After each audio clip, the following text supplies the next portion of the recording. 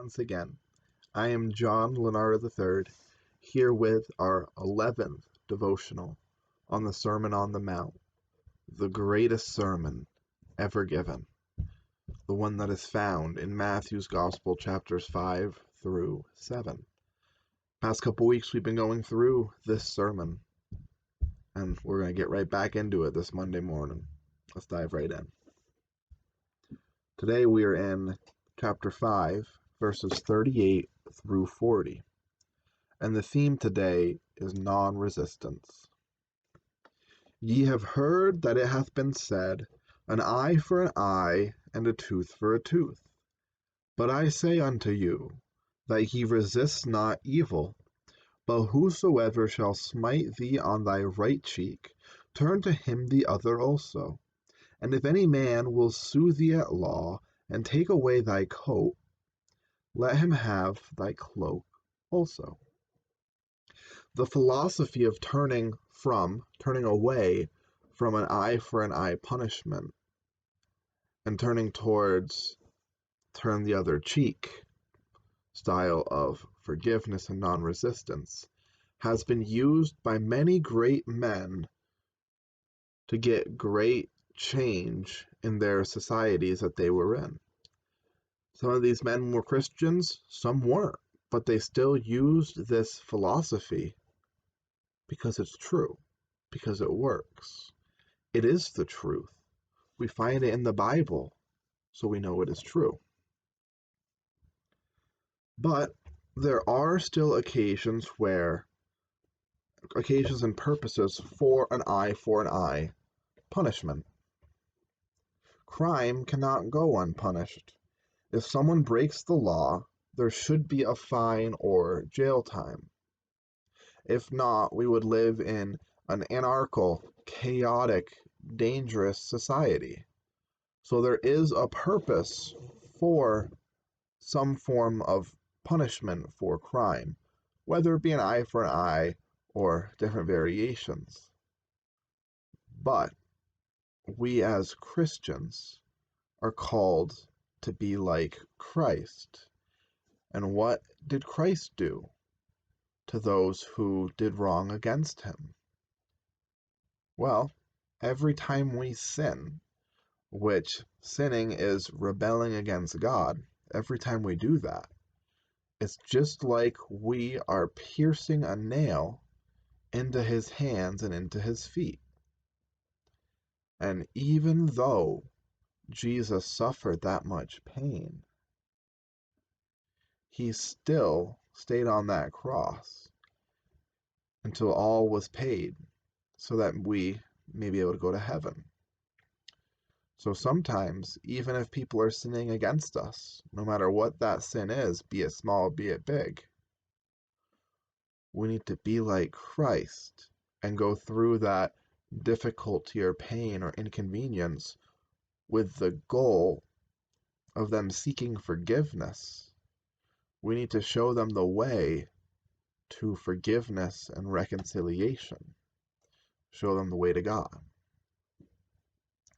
In the words of the Apostle Paul in Romans chapter 5, verse 8, but God commendeth his love toward us, in that while we were yet sinners, Christ died for us.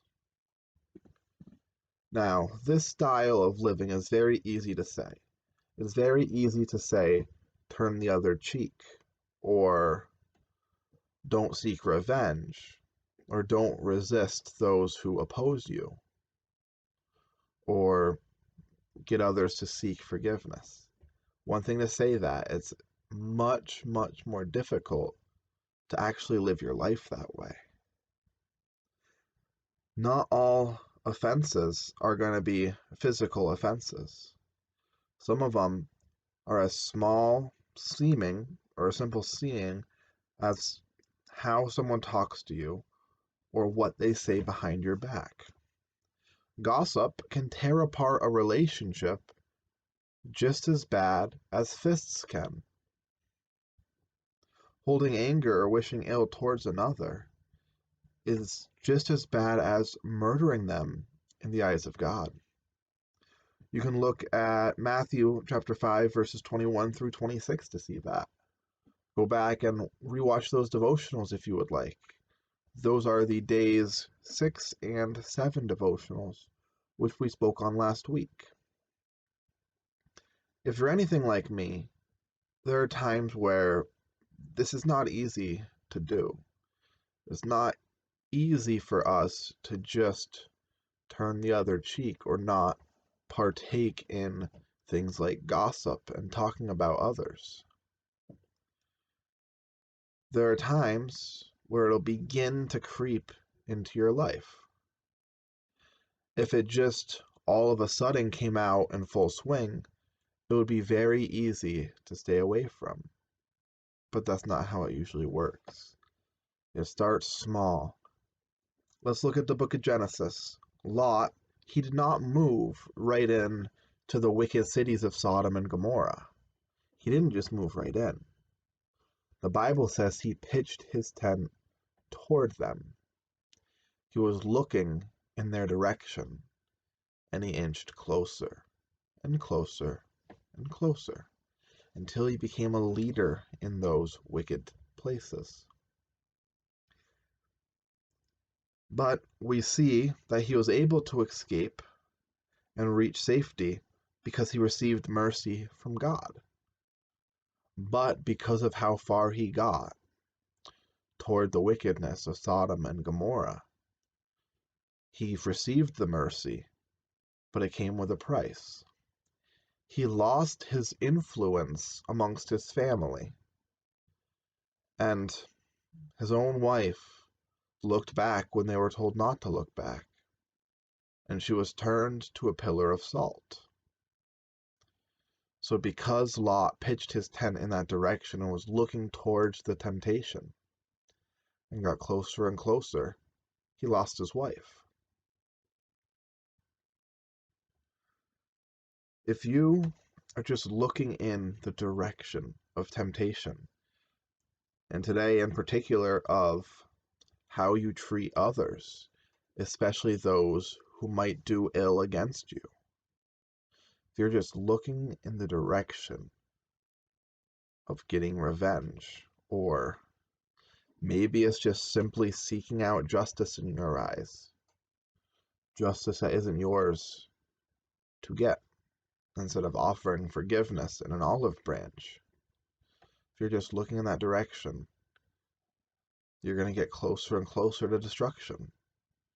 And I beg you, I pray, I ask you to turn away now while you're still looking in that direction, before you get so far that it's going to cost you a price if you're able to get mercy. You're either going to be destroyed or it'll cost you a price, and that'll be a heavy price. It might not be losing a loved one. It might not be losing your influence. I can't tell you what that price is going to be, but there's going to be one. I hope this message helps you today. God bless, and have a great rest of your day. We'll be back all week in the Sermon on the Mount devotion series. God bless.